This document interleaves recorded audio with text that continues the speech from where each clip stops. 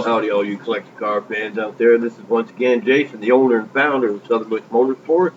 Here we are at Great White North, eh? Coming to Canada to check out some stuff. This is the Great White North Canadian Expedition. Another Tales from the Bush. Well, I just want to, as you're looking at these pictures, I just want you to keep in mind that, I haven't seen these pictures in probably 10, 15 years. So if I make a mistake on the years and stuff like that, go easy on me, will you? I load these pictures up and then I make the narration to it, like I'm doing right now as I go. So, let's go check out some cool cars. Now, this place right here was a little weird. It was way up in northern Canada, and as you can see, it almost looks like a desert out there. A lot of people don't know there are parts in Canada that are almost completely desert.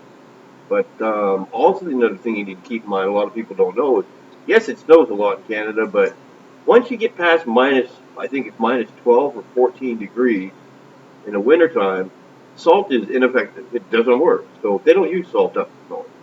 So a lot of these cars have got surface rust on them, but they're pretty much rust free.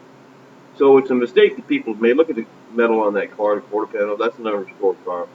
People make the mistake that the cars up in Canada are all rusty. Well, in the towns like around the border of the United States and Canada, yeah, all those cars are going to be rusted off. It's not.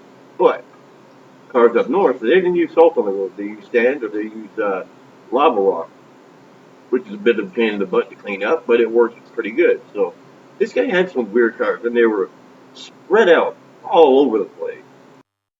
I bet you this guy had about 10 or 11 different buildings, and it had whole fields in the back, like this right here, where cars were just shoved everywhere. I don't even know what that is. That must have been one of those funky cars that people built back then. But, look at that Chevelle. I don't know why they got an SS on. I don't know. That didn't come like that. He had old cars like this stuck all over the place. It was really cool to see the stuff. I mean, I touched the cars. It's a Fury, I think, isn't it? Old car. Some of the pictures are a little bit hard because I had to use different cameras. That's a 71 Coupe convertible by the looks of it. There's a nice 340.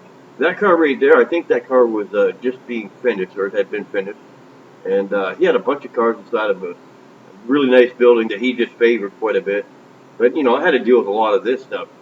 Cars, hundreds of cars out in the field. It was actually kind of cool to see, but it was weird too. And we get into the Z28 over there. That was pretty cool as well. Now, most of the cars are out in these fields like this. They were sitting out there, but he used them for picking parts off for quite a bit. I don't know what thing right there. I'm not too familiar with those old cars. I know what that is. That's a 57 Chevy Bel Air convertible. Oh, that's a 7442.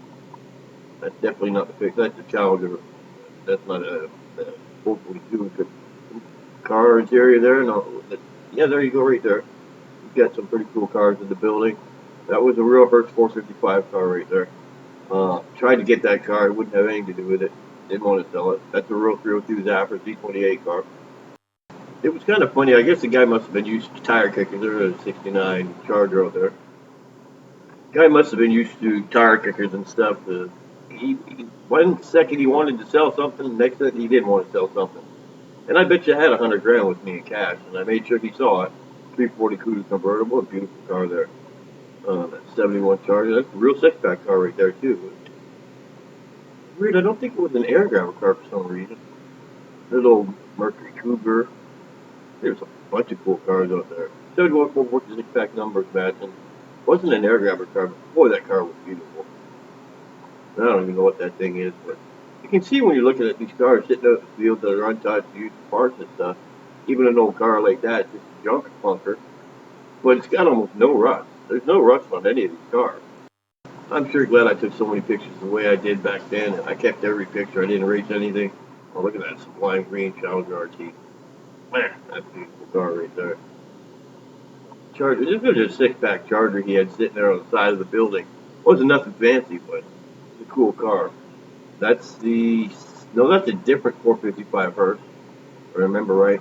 That's I believe that was a 440 Challenger. He was for nothing too fancy. This was a 71 446 pack, a Roadrunner. Beautiful car. That's a real 428 Super Cobra Jet Cougar. Real deal. And the motor was sitting actually in the trunk of the car. Or at least the block of it was. But he did have some Chevelles and stuff sitting out in the field. It just maybe a 6-cylinder car. He didn't want to do anything with it. Didn't feel like doing anything. The way these guys are. 70 Challenger RT convertible. What a beauty. Carrying on here. That thing right there. Is that a 4-door? Yeah, a lot of unrestored, untouched cars. There's a 342 convertible again. Kind of see inside that building. This was kind of his like little collective area. Yeah, this was more. These weren't really parts cars. He didn't take parts off a lot of these cars. You got a Camaro convertible to the left there, and a real D28 Camaro right there. Ah, 70 AAR Cuda. And yes, that is a real Phantom Pink car. I got the fender set. Yeah, look to the left. FN3. FN3. I thought it was fake until I went through the whole car. Kind of reversed the image process so you can see the numbers a little better, but that is real. That is a real deal 1970 340 six-pack AAR Cuda in Phantom Pink, or Moulin Rouge, whatever they call it. I think that was a Cougar convertible right there. A nice little Corvette sitting in there. Two Corvettes. It's a Stingray, I think, beside it. There's no care in the world. Just throw stuff on top of that Max Wedge car. Oh, that thing was cool, too. These two 1970, these were for Shelby. Both of those Shelbys, one was convertible, one was a hardtop. There's the Challenger RT Sublime Green. Look at how old that car is. That's a 50s car right there, and there's no rust on it. Again, look at those cars. All surface rust, no rust. We didn't use salt on the roads up north, so the car stayed solid. It's surprised. Most people don't know that, but if you want a good solid car, you don't need to go to California. You can go to Upper Canada. You know where you're going, the bigger cities where the oil was back then. 442 convertible numbers matches. That was a cool car. Zero rust on that car. I remember looking at it and I just couldn't believe how solid that car was. This back, I think it was a Corvette. Yep. You were looking at what you're looking at. That is a real 1969 SS 427 Yanko Camaro. Coco. I think that's what it's called. Field of Dreams right there. That is a real Boss 302. I guess there was enough numbers on that to tell somebody that it was real, but it was real. There's a convertible 69 442, I believe it was. Look at that bad boy right there. Man, that's a big car. Boy, if you hit somebody with that car today, yeah, that's a 442 convertible. He just, it's like he got so many projects started, he couldn't get to it. It was a Barracuda, but I think that was a big block Barracuda, if I remember right. 69.5 lift-off hood, 446 pack, super beat. I love that color, that green color is bad. Look at all these old junkers out there. Yeah, they sure do stand out well. Actually, I think that was this Shelby, if I remember right. Just, it's just a shame sometimes when you see places like this where they got these cars spread out all over the place. I've bits and pieces, different restorations going on, and it's an SS. I think that was a 396, 67, 68. Just another barn just full of cars. And it's just a shame sometimes when I see some of these places and they got these cars that are in different stages of restoration or haven't been touched. There's hundreds and hundreds of these cars. Yeah, you get cars like this that are actually completely restored. But, this fellow was a little bit older, and there's just no way he was going to get to the rest of these cars. There's just no way. Oh, that was a Duster, I think. Original untouched Duster. Just sitting in the wind up there, just taking on the leaves and stuff.